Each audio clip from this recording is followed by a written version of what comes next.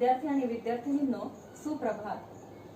आपल्या पहिल्या ऑनलाइन क्लासमध्ये मी आपल्याला 4 युनिट स्पष्ट केलेले आहेत. युनिट 1 मध्ये 1.1 इट्स अ स्मॉल वर्ल्ड ही कविता आहे. ही कविता मी रीड आउट केली आहे आणि तुम्ही देखील ती रीड आउट केली असेलच. तर आज आपण या कवितेचा अभ्यास करणार आहोत.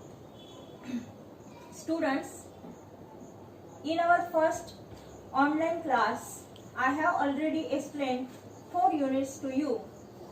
In Unit 1, 1.1 is a poem, It's a Small World. I have already read it out and I am sure that you have also read it out. Today, we will study the poem. This poem has 4 stanzas. आज आपण या कवितेचा अभ्यास करणार आहोत आणि या कवितेमध्ये एकूण 4 कडवी आहेत. स्टांझास म्हणजे कडवी. This poem tells us how the world is small. आणि ही कविता आपल्याला सांगत आहे की जग कसं लहान आहे. And human being are same everywhere. आणि मनुष्य किंवा माणसे देखील सगळीकडे सारखीच आहेत.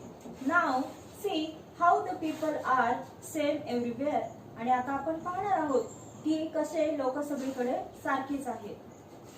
मी कवितेच्या 2-2 ओळी वाचेल. तुम्ही त्या ओळींकडे लक्ष द्यायचं आहे. It's a world of laughter, a world of tears.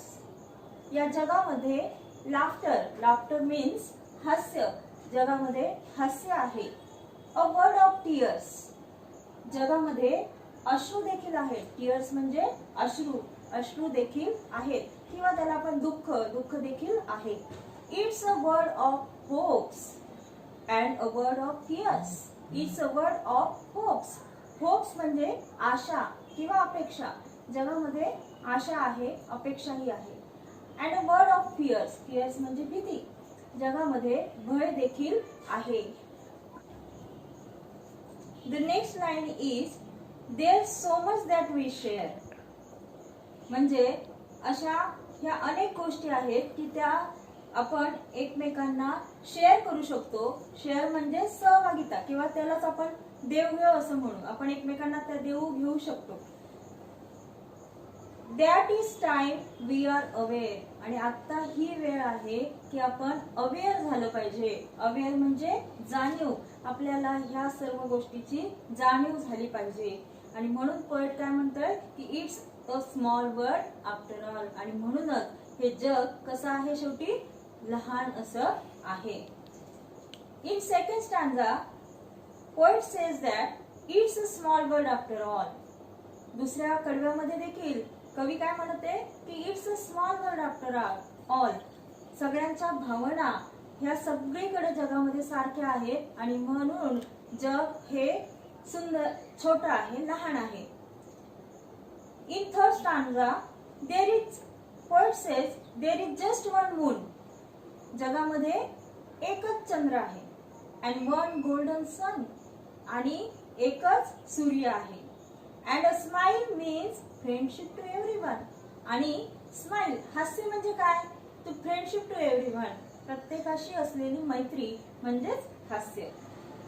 Though the mountains divide. जरी माउंटन्स म्हणजे पर्वताने जरी सगळं जग वेगळं केलं असेल, प्रत्येक विभाग प्रदेश वेगळा केला असेल. Though the mountains divide and the oceans are wide. आणि ओशियन म्हणजे समुद्र जरी अतिशय रुंद असतील, विस्तीर्ण असतील, तरी देखील मात्र it's a small world after all. तरी देखील जग कसं आहे, स्मॉल आहे, लहान आहे. आणि शेवटच्या स्टांझामध्ये देखील पोएट काय म्हणतोय की it's a small world after all. आणि म्हणून ह्या सर्व गोष्टी सगळ्या जगामध्ये सर्व माणसांमध्ये एकसारख्याच आहेत. आणि म्हणूनच जग कसं आहे, लहान आहे किंवा स्मॉल आहे. Now we will go on page number 2. There some activities given. English workshop. In it, first activity is sing the song. It's a oral work. आपल्याला पहिल्या ऍक्टिव्हिटी मध्ये सिंग द सॉन्ग दिलेला आहे आणि आपल्याला या ऍक्टिव्हिटी मध्ये ही कविता गायन करायचे आहे आणि पाठांतर करायचे आहे. तर तुम्ही ही कविता नेहमी सतत कविता गायनाचा सराव करा. It's a beautiful song. Now activity number 2. Note down pairs of rhyming words. Add one more rhyming word. इथे तुम्हाला रायमिंग वर्डच्या जोड्या तयार करून लिहायच्या आहेत. कवितेमधल्याच जोड्या तयार करून लिहायच्या आहेत आणि add one more rhyming word म्हणजे आणखीन एक राईम होणारा शब्द त्या ठिकाणी लिहायचा आहे. मी तुम्हाला एक उदाहरण सोडून दाखवलेलं आहे. Pair of rhyming words. Tears, fears. One more word त्याला ऍड केलेला इयर्स. अशाच प्रकारे तुम्हाला देखील कवितेतील रायमिंग वर्ड शोधून लिहायचे आहेत. Now activity number 3. Gauge and discuss the meaning of the following lines. Gauge and discuss the meaning. Meaning म्हणजे अर्थ. तुम्हाला मी काही ओळींचे अर्थ समजावून सांगितलेले आहे. आपल्याला या ठिकाणी काही ओळी दिलेल्या आहेत. We are given some lines here. त्या बघा, पुस्तकामध्ये दिलेल्या ओळी पहा आणि त्याचा अर्थ तुमच्या वहीमध्ये लिहून काढा. Now activity number 4. A smile is an action or gesture. It has meaning. A smile. Smile म्हणजे हास्य. हे एक काय आहे? It is an action. एक कृती आहे आणि जेस्टर. जेस्टर म्हणजे हावभाव. हावभाव आहे आणि ह्यातून काहीतरी अर्थ निर्माण होतो. When we smile, जेव्हा आपण हसतो तेव्हा आपण आनंदी असतो. It has meaning. Make a list of 5 such actions or gestures. आणि अशा प्रकारेच 5 ऍक्शन्स किंवा कृती आणि हावभाव तुम्हाला लिहायचे आहेत. For example thumbs up. आपण बऱ्याच वेळा जिंकल्यानंतर थम्स अप करतो नाही का?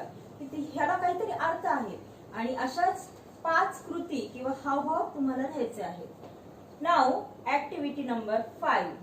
Here some expressions are given which are used in conversation.